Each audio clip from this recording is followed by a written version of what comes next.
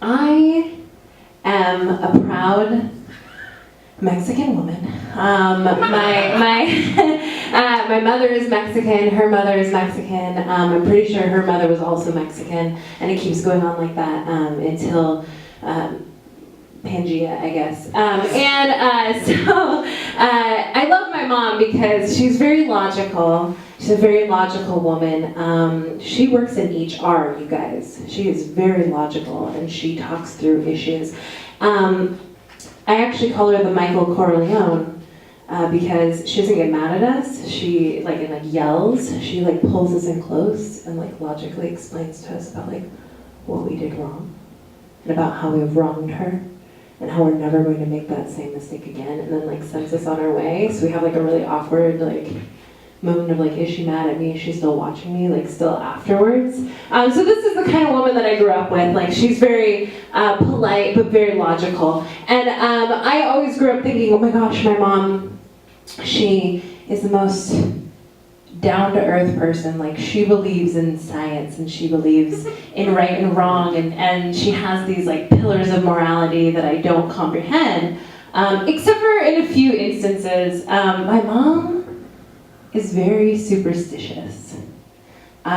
She believes in magic. But not even in magic, she believes in really illogical, magical spirits and fantasmas and things like that. I'm saying it wrong, Eileen. No, you said it correctly. Yes. Growing up, I was taught to believe that if you light a candle and make a wish, it will come true. I don't know why, but if you do this thing, it will come true. And my mom's cousin, aunt, someone who's related to us, would always light a candle, a special candle, and if you had something that was happening, you needed good grades on a test, she would light this candle for you, and we would call her up and be like, Mimi, please light this candle. Jackie is about to graduate from college, and we want to make sure that she graduates. Lighting a candle would be able to make me go back in time 4 years and study better to graduate college. It was going to be a surprise that I didn't, because we didn't light this candle. And I guess I must have inherited this from my mom, because I'll take you back to a time, 2008, when I was graduating college, and I decided I'm going to apply to grad school. And I was so nervous. I was so nervous about it. I was so worried that I would miss my interviews and that I would miss my deadlines, and I had 2 calendars, and I would put one calendar by my bed so every morning when I would wake up I could see what I had to do, and then I would put one calendar on my desk so when I was doing the things that I knew I had to do when I woke up, I could also see them, and then I had a calendar in my computer, and it would keep going on and on like that because I was so worried that I would miss something, and I was so stressed out, and I thought to myself, I need spiritual guidance. So I turned to a Santerian priestess that I had found online who had an office or a workshop or a laboratory, I'm not really sure what you would call it, by the train station in San Francisco. And so I went to go see this woman, and it was a very weird experience because I saw her ad online, and it was still when online wasn't really as comprehensive as it is now, and so I had to then call her on the phone, and then I was uncomfortable because I felt like I was making a doctor's appointment, and it was a woman who answered the phone, I could hear the TV and her kids in the background, and I said, I'd like to book an appointment for spiritual guidance. And she was like, okay, cool. And she was very sweet and very down to earth. And I thought for some reason she would sound like Miss Cleo, but she sounded just like a regular human being. And so I make this appointment. It was a Tuesday at 4 p.m. and I go to visit her. And at this point in time, I am a vegetarian theater major with a minor in holistic health. I still am a vegetarian theater degree holder with a minor in holistic health. And so I go to visit this woman, and I show up for my appointment, and of course I show up early because I figured I had to fill out paperwork. It was a doctor's appointment. She would need to know if I had spiritual insurance. I go into this woman's house, and we go past the main living room, and there are babies playing, and there's TV on, and there are people just milling about, and we go into this weird back room that looks a lot like a kitchen. but there's really nothing there except for a table and like a hot plate. And we go and we sit down, and I start to tell her all about my life, and I'm telling her things that I probably shouldn't be telling her, and I'm telling her, and like, I need to have her filled in on all the details. Like, I'm telling her I want to go to school here, and I'm going to study this, and there's so much I'm worried about, and I've been studying really hard, and I've been filling out all these applications, and I also really love to go for long walks, and I think a lot about the future, and will we ever have United Healthcare, and will these things be happening? Because for some reason I feel like that's really relevant to her knowing me and my spirit. And she listens to these things, and she thinks for a minute. And then she says, don't worry, I have what's necessary for you. And at this point I'm very excited because I think she's going to give me some advice, or she's going to give me something to do. And instead she pulls out these bottles of gray water. And they're in Fiji bottles, like somebody drank a Fiji and then filled it up with something weird that they had made. And later she tells me that these bottles are filled with a potion that she's made. A potion that's gonna help me to do well on my applications and give me the confidence to go forward and get into these colleges. And she starts to describe what's in these potions, and it's things like ground up possum bones and essence of rattlesnake tail. And I remember thinking to myself, is there a vegetarian option for this? Because I don't know that I can drink this. And then she assures me, no, you don't drink it.